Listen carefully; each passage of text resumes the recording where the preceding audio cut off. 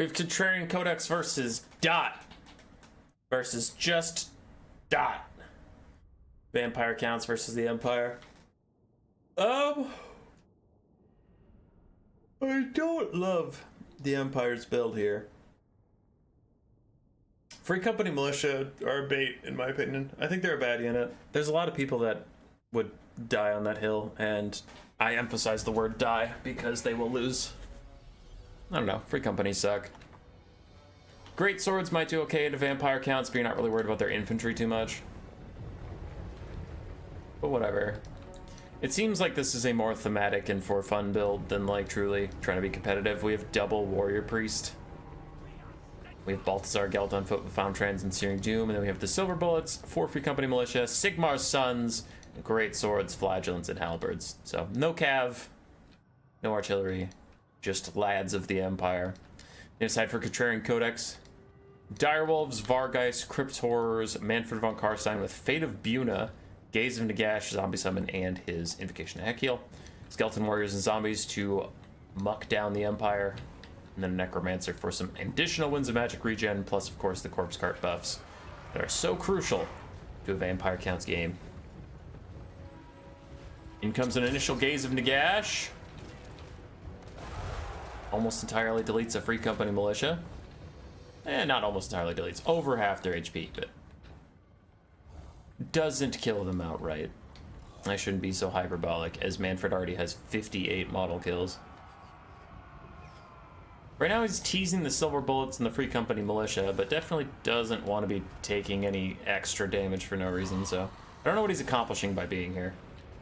Nice dodging. If you're just here to show off how good you are at dodging, then good job, Contrarian Codex, but you don't actually need to be fucking around with these Silver Bullets, because if you make a mistake, you're going to really regret it. In comes a Zombie Summon. He's going to get away, as the Silver Bullets didn't get another volley onto him, so overall, pretty good stuff.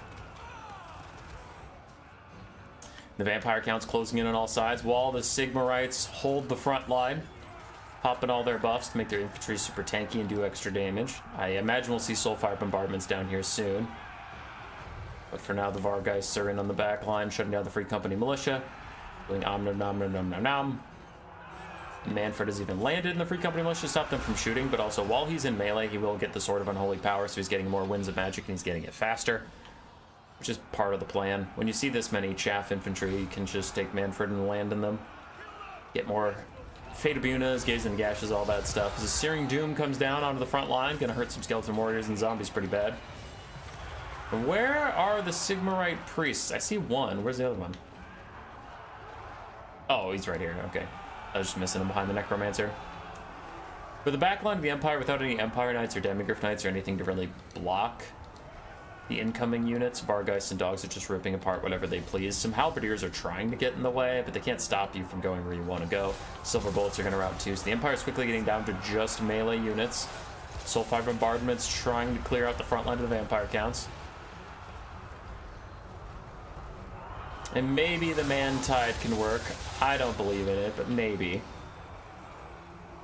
As more and more units get peeled off. The front line of the Vampire Counts is getting trucked on. I'll give you that. Lost the Vargeist over there too. Breath attack down from Manfred, but it seemed to miss the center of whatever unit he was shooting at, which happens. You target a unit and you hope your character in Total War does what you want them to do, but big land in onto Balthazar Gelt as a Soulfire Bombardment. Nope, Searing Doom. Those have a very similar looking circle on the ground, so my mistake. But anyway, Manfred's diving onto Gelt. Ends up alone in some Halberdiers. Who doesn't love that? He's going to pass straight through them, though, because Halberdiers cannot stop a dragon. Dive back onto Gelt as a Warrior Priest tries to slow him down. Elsewhere, Vargeists and Bats still routing off units. Someone might have to possibly help Manfred. Might. As he chomps on poor Daddy Gelt, gets 2 hits in a row. Gelt only has 38 melee defense. He's getting attacked from behind by a dragon, so it's not shocking that these hits are coming in over and over again. Bounce power is pretty close for 4 minutes into this game. Very quick for a Vampire Counts game. Invocation of Heck onto the Necromancer, not trusting that his natural regen will be enough to keep him in this. Does he actually wait, does he have the Unholy Lodestone? No, he has Master of the Dead as his only healing, so he's on a regular Corpse Cart. Gelt gets sniped out. Terror routing. Does not turn into a natural route, however, though, so he actually will rally. I thought he was going to naturally route, and then Manfred could easily just walk him off the map as the Warrior Priests are getting a lot of damage down onto Manfred. Does, again, hit Balthazar Gelt. Double Soul Fire Bombardment onto a Summon Zombie is pretty whatever. I guess it's not like a spell. It's free, so we might as well use it. Gelt proving very courageous versus Manfred, much like the end times. And all the while, Manfred is getting poked in the butt by these double Warrior Priests who, I mean, the damage is mounting up. Manfred's taking a lot. Gets another good hit onto Gelt. Has almost killed him, but 800 HP. Manfred has definitely overstayed his welcome. I don't know if he even can survive. He is going to crumble away to nothingness. So a Gelt for Manfred trade is a disaster for the Vampire Counts. He gets back up into the sky. The only possibility he has of living is getting back to his Necromancer and healing with Master of the Dead. But he's not going to get there in time. He goes instead for a charge attack, just try and get his leadership up and proc the hunger. But his leadership's too low. He's still crumbling away. And Manfred is down. Vampire Counts lose their Caster and Lord. Necromancer doesn't have any spells to him. So what is left in the battlefield now that Manfred is dead? For the Empire, we have some state troops, though they are all mortal. They are not that many flagellants. It's not like they're all unbreakable. So they can be shocked out of existence. They just lost Gelt. For the Vampire Counts, we have a couple Crypt Horrors and Vargeist still. That is a zombie summon, so it'll fade away on its own. Not a lot of infantry left for the Counts, just Vargeists, a Necromancer, and a dog. Still a lot of Vargeists, though. Still a lot of Crypt Horrors, too. It's a good amount of mass. The Sigmarites, as unfun as it is from a hype casting standpoint, they really want to blob up now. Just get all of your halberdiers, great swords and stuff next to both the warrior priests and cycle out your abilities. Don't stack them. But like Grand Shield of Faith, you know, then wait for it to run out. Grand Shield of Faith from the other one. Wait for it to run out. Soulfire Bombardment's also going to be pretty big. There's not a lot of infantry left, but they still do decent-ish poke damage to things like Vargeist and Crypt Horrors if you can get a lot of them in the circle. And halberdiers still fighting against 20 seconds of Summoned Zombie. Over here, that is a not summoned zombie, but is going to die regardless. Another Soulfire Bombardment piles down onto the Vargeists. As the brave men of the Empire, between the feats of monsters, going to just keep swinging for the fences as their Sigmarite warrior priests stand by their side. But even the resolute courage of the Empire is starting to flag. We're losing some great swords here and there. Halberdiers are rejoining these boys, but this flagellant's down to 10 models. Sigmar Sons is down to 20. So we'll see. Their leadership might abandon them, and the warrior priests themselves aren't actually unbreakable. These dogs charge halberds who are not facing the correct direction. They just came back from routing, so they didn't even know the dogs were upon them until it was too late. The Counts will have to make sure they chase off all those units, can't allow them to rally. Uh-oh, this is bad. Necromancer's in a bad fight. A lot of state troops and the double warrior priest gonna hit him in the face. Vargeist charging back in to try and bail them out. Are going to route the great swords. Looks like they're going to route the halberds too, which is a huge win for the Vampire Counts. Definitely need to do that. Sigmar's Son's getting very low, but the Necromancer is getting increasingly taxed. His HP is nearly heal capped. It's not like he has a ton more healing left in the bag if he can get away from here. And the warrior priests, mostly alone, back to back, fighting the hordes of undead. Look at those gross ass Crypt Horrors. Yuck. Yuck and gross, but a nice Soulfire Bombardment to buy them a little bit of space. Vampire Count's doing a great job chasing down everything that leaves the fight. But another Soulfire Bombardment actually should do good damage to that Vargeist. Yeah, that's a 300 HP chunk off there. Necromancer is starting to crumble.